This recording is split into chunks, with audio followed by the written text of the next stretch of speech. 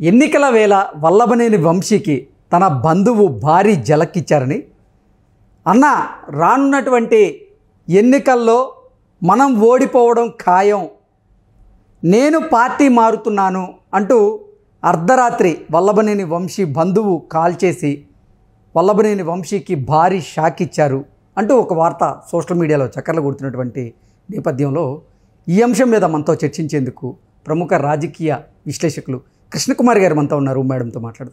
Madam నమస్తే. నమస్తే madam, ఎన్నికల నేపథ్యంలో వల్లభనేని వంశీకి తన బంధువు భారీ జలక్కిచ్చారని, అర్ధరాత్రి తన బంధువు కాల్ చేసి అన్న మనం ఓడిపోవడం ఖాయం, నేను పార్టీ మారుతున్నాను, మీరు కూడా ఎక్కువగా ఖర్చు పెట్టకండి అంటూ సలహా ఇచ్చినట్లుగా ఒక వార్త ఇప్పుడు సోషల్ మీడియాలో చక్కర్లు కొడుతుంది. ఏంటి మేడం దీని మీద మీ విశ్లేషణ ఏంటి? అక్కడ మనకు అందిన వార్తల ప్రకారం వైసీపీ తరఫున వల్లభనేని వంశీ సొంత ఊరైన ఉంగుటూరులో కాటూరి వరప్రసాద్ గెలిచాడు. అవును, సర్పంచ్గా. అయితే అప్పటి నుంచి ఆయన అతనితోనే ఉంటున్నాడు, వల్లభనేని వంశీతోనే ఉంటున్నాడు. అయితే ఇప్పుడు ఎన్నికల నేపథ్యంలో ఒక గాలి వీస్తోంది. అది అందరికీ అర్థమైంది. జగన్మోహన్ రెడ్డికి ఎప్పుడూ అర్థమైంది, కాకపోతే ఏదో బింకం. అయితే అందుకే ఆయన అసలు ఎప్పుడూ డబ్బులు ఇవ్వడం అనుకోండి, ఇప్పుడైతే ఇంకా అసలు పైసా రాల్చడు. ఇక వీళ్ళ కష్టాలు వీళ్ళు పడి అభ్యర్థులే సమకూర్చుకొని డబ్బులు, మళ్ళీ అలాగే అభ్యర్థుల తాలూకు స్నేహితులు బంధువులు వాళ్ళు వీళ్ళు ఏమో మొత్తానికి వీళ్ళు సంపాదించుకున్న పాపపు సొమ్ము, అంటే ఇసుక దందాలో లేదు అంటే మద్యం దందాలో ఇట్లా రకరకాలుగా సంపాదించుకున్న డబ్బులు ఏదైతేనే ఖర్చు పెట్టుకోవడానికి సిద్ధమయ్యారు. మరి తప్పదు కదా దిగిన తర్వాత.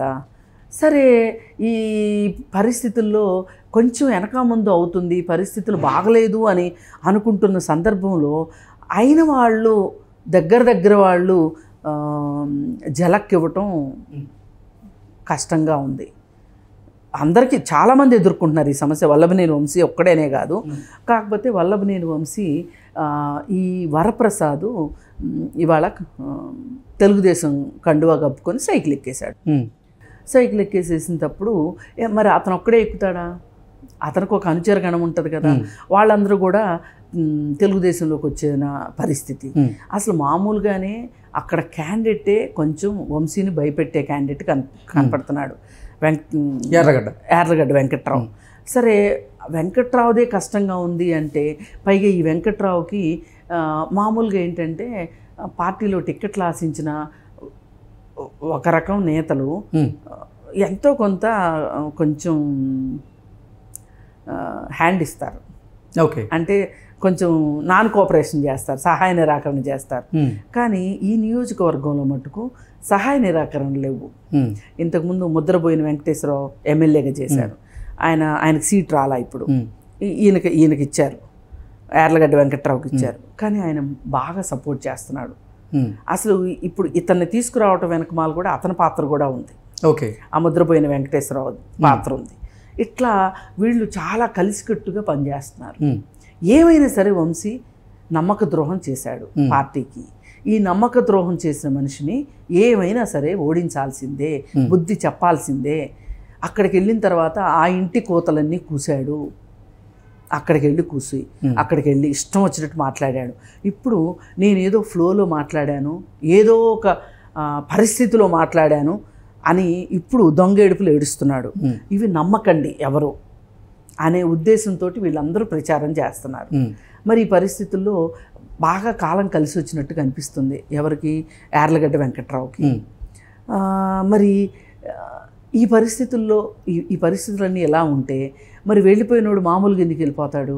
ఈ వరప్రసాద్ ఫోన్ చేసేసి, అన్న ఏమనుకోబాకు, ఇంకా నేను ఇక్కడ పనిచేయటం చాలా కష్టం, మనమైతే మటుకు ఓడిపోబోతున్నాము, ముందే సర్దుకుని వెళ్తే మంచిది, లేకపోతే రేపు పొద్దున మన పరిస్థితి అగమ్య గోచరంగా ఉంటుంది అన్న. నువ్వంటే హైదరాబాద్ వెళ్ళి వ్యాపారాలు చేసుకుంటావు, ఇంకోటి చేసుకుంటావు, మరి నేనేం చేయాలన్నా, నేనేదో లోకల్ గాడిని, అందుకని చెప్పి నేను పార్టీ మారిపోతున్నాను,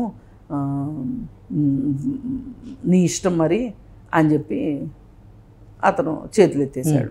ఇట్లా చాలామంది చాలా నియోజకవర్గాల్లో చేస్తున్నారు ఇదే పని. ఇప్పుడు ఈ ట్రెండ్ ఇంకొంచెం కొనసాగింది అనుకోండి, ఎన్నికల లోపు ఇంకొన్ని వికెట్లు కూడా పడే అవకాశం ఉంది ఓకే వల్లభనేని వంశీకి వ్యతిరేకంగా. ఎందుకంటే పోయినసారి నువ్వు సైకిల్ గుర్తు మీద గెలిచావు. అవును, గెలిచి 3 నాళ్ళ ముచ్చటగా సైకిల్ దానిలో నుంచి ఈ పార్టీలోకి వచ్చావు. నువ్వు వచ్చిన తర్వాత ఈ నియోజకవర్గంలో ఏమి మంచి చేసావు ఈ నియోజకవర్గానికి? నువ్వు పార్టీ మారినందువల్ల మాకేంటి లాభం? ఇప్పుడు ప్రతి వాళ్ళు అదే కదా అడుగుతారు. నిన్ను మేము గెలిపించాం పోయినసారి, నువ్వు పార్టీ మారావు గెలిచిన తర్వాత. మారినప్పుడు మాకేదన్నా మంచి చేయటానికి మారావా, నీకు మంచి చేసుకోవడానికి మారావా? నీకు మంచి చేసుకునేది నువ్వు మాకు ఎట్టాగో చెప్పవు, కానీ మాకు మంచి చేసింది అయితే మాకు తెలుస్తుంది కదా. నువ్వేం చేసావో చెప్పు అని అడుగుతున్నారు. ఇప్పుడు నిలదీస్తున్నారు, ఇట్లాంటి వాళ్ళని మరీ ఎక్కువ నిలదీస్తున్నారు. దాంతో ఇప్పుడు వల్లభనేని పరిస్థితి ముందు నుయ్యి వెనక గొయ్యిలాగా ఉంది. ఇప్పుడు ఎట్లా కొట్ల ఏదో ఒకటి చేసి మాయామంత్రం చేసేసి చంద్రబాబు నాయుడికి ఏదో ఒక కబుర్లు చెప్పి చంద్రబాబు నాయుడు పంచం చేరటానికి పరిస్థితి బాగలా. అక్కడ అసలు నో ఎంట్రీ. అలా అని అసలు ఆ అబ్బాయి ఎవరో సలహా ఇచ్చినట్టు, ఆ కాటూరు వరప్రసాద్ ఇచ్చినట్టు అన్నీ మానేసేసి అస్త్ర సన్యాసం చేసేసి హైదరాబాద్ వచ్చి వ్యాపారం చేసుకుందాం అంటేనేమో పరువు పోతుంది. ఇలాంటి పద్మవ్యూహంలో వల్లభనేని వంశీ ఉన్నాడు. ఇప్పుడు ఆ వ్యూహంలోంచి బయటికి రావడం ఎట్లా అనేది మటుకు అర్థం కావట్లేదు.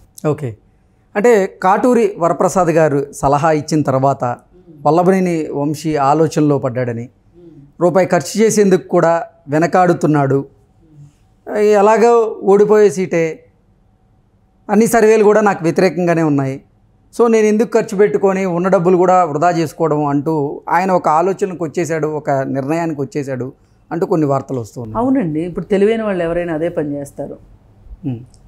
ఏంటంటే ఇప్పుడు ఈ డబ్బులు ఉంటాయి, ఇప్పుడు ఖర్చు పెట్టేశారనుకో, ఎన్నికల్లో ఖర్చు పెట్టిన డబ్బులు నీళ్ళల్లో వేసిన డబ్బులే. నదిలో వేసిన డబ్బులు వెనక్కి వస్తాయా? రావు కదా. ఇప్పుడు ఎలక్షన్లో ఖర్చు పెట్టిన డబ్బులు కూడా అంతే. గోడకేసిన సున్నం వస్తుందా? రాదు. అందుకని ఏంటంటే ఈ డబ్బులు ఖర్చు పెట్టకుండా అట్టి పెట్టుకుంటేనన్నా తర్వాత చేతి ఖర్చుల కన్నా పనికొస్తాయి అనే ఉద్దేశంతో, లేదు అంటే ఇంకేదైనా వ్యాపారం చేసుకుని స్థిరపడటానికన్నా పనికొస్తాయి అని చెప్పి రూపాయి తీయని పరిస్థితి. అసలు ఇప్పుడే కాదు, దాదాపు ఒక 10-15 రోజుల నుంచినే వైసీపీ పార్టీ వాళ్ళు డబ్బులు ఖర్చు పెట్టడం తగ్గించారు. అంటే ఎప్పుడు దూకుడుగా ఉండేటువంటి వల్లభనేని వంశీ అసలు ఎన్నికల ప్రచారంలో ఎందుకు పేలవంగా ఉన్నాడు? ఇదే అసలు ఇప్పుడు అతను క్యాండిడేటే పెద్ద మైనస్, ఎదురు క్యాండిడేట్. అదే ఒక వీక్ క్యాండిడేట్ని పెట్టారనుకోండి తెలుగుదేశంలో, అది వేరుగా ఉండేది. అసలు పోయినసారి ఈ యార్లగడ్డ వెంకట్రావుకి ఇవ్వాలి సీటు, కాదని వల్లభనేని వంశీకి ఇచ్చారు. ఇస్తే ఆయన వైసీపీకి వెళ్ళాడు, వెళ్ళి మళ్ళీ తిరుగుటపాలో వెనక్కి వచ్చాడు. ఓకే, అక్కడికి వెళ్ళిన తర్వాత పరిస్థితులు అయ్యో చూశాడు, వెనక్కి వచ్చాడు. ఆయన వెనక్కి వచ్చాక ఈయన అటు వెళ్ళాడు. అంటే ఈ ఇద్దరు ఎప్పుడు ఒక చోట ఉండరు అనేది అర్థమైంది. సరే, అది ఏదన్నా కానివ్వండి, ఇప్పుడు తన చేతిలో ఉన్న డబ్బులు ఖర్చు పెట్టుకోవడం ఎంతవరకు కరెక్టు అని ఆలోచిస్తున్నారు. ఇప్పుడు రాజకీయాలంటే నేను వల్లభనేని వంశీని అంటున్నానని కాదండి, అసలు రాజకీయాలే బేరీజులుగా తయారైనవి. ఇవాళ నేను ఇన్ని డబ్బులు పెడుతున్నా, రేపు నాకు ఎన్ని డబ్బులు వస్తాయి, మళ్ళీ ఆ వచ్చే డబ్బులు ఇప్పుడు పెట్టిన ఖర్చులు రావాలి, వచ్చే ఎన్నికలకి ఖర్చులు రావాలి. ఈ పరిస్థితుల్లో ఇప్పుడు ఇది ఒక పెట్టుబడులు, రాజకీయ పెట్టుబడులు ఇవి. ఈ వీళ్ళ పక్కల వాళ్ళు వచ్చి కూడా పెడుతుంటారు పెట్టుబడులు. ఎందుకు? రేపు గెలిచిన తర్వాత ఏదైనా పని చేసుకుంటానికి. ఇప్పుడు ఈ మొత్తం చూస్తే మనకు అర్థమయ్యేది ఏంటి అంటే సింపుల్గా వీళ్ళు పెట్టుబడి పెడుతున్నారు, ఒక వ్యాపారంలో పెట్టుబడి పెట్టినట్టు పెడుతున్నారు. బ్రేక్ ఈవెన్ రావాలంటారు, అంటే ఖర్చులన్నీ పోయి ఎంతో కొంత అంటే లాభం నష్టం లేని పరిస్థితికి రావాలంటారు. ఆ తర్వాత లాభాలు రావాలి అంటారు, ఆ తర్వాత మరింత లాభాలు రావాలి అంటారు. ఇది కదా వ్యాపారంలో ప్రాసెస్. ఇప్పుడు అదే ఈక్వేషన్ ఇక్కడ కూడా. ముందు పెట్టుబడి పెడుతున్నాం, మనకు అధికారం రాగానే సంపాదించుకుంటాం, ఫస్ట్ ఖర్చు పెట్టినవి వచ్చేసేస్తాయి, మన ఇంట్లో తెచ్చి పెట్టుకుంటాం. మళ్ళీ రాబోయే ఎలక్షన్కి మళ్ళీ ఖర్చు ఉంటుంది కదా, ముందస్తుగా మనం సంపాదించి పెట్టుకుంటాం. అంతేగాని ఇంటి డబ్బులకు ఎందుకు ఖర్చు పెట్టాలి? ఇప్పుడు రాజకీయాల్లోకి వచ్చి ఆస్తులు పోగొట్టుకున్న వాళ్ళని చూస్తున్నారా ఈ మధ్య మీరు ఎప్పుడన్నా? ఇప్పుడు టంగుటూరు ప్రకాశం పంతులు గారని ఒక నాయకుడు ఉండేవాళ్ళు కాంగ్రెస్లో. ఆయన బీరువాలో ఎన్ని డబ్బులు ఉన్నాయో ఆయనకి తెలీదు. ఆయన నిజంగా తెలీదు. ఆయన ఆ రోజుల్లో మన స్వాతంత్రం రాకపోవడం ఒక కేసుకి 50,000 తీసుకునేవాళ్ళు. ఒక కేసుకి 50,000 అంటే మామూలు మాటలు అనుకుంటున్నారా? ఒక 100 ఏళ్ల క్రితం, 90 ఏళ్ల క్రితం అప్పుడు పైసలు ఉండేవి.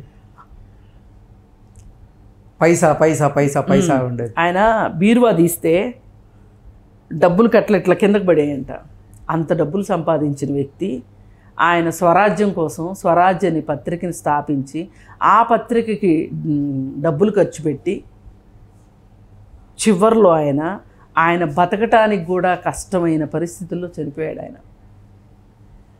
అది రాజకీయ నాయకుడు అంటే.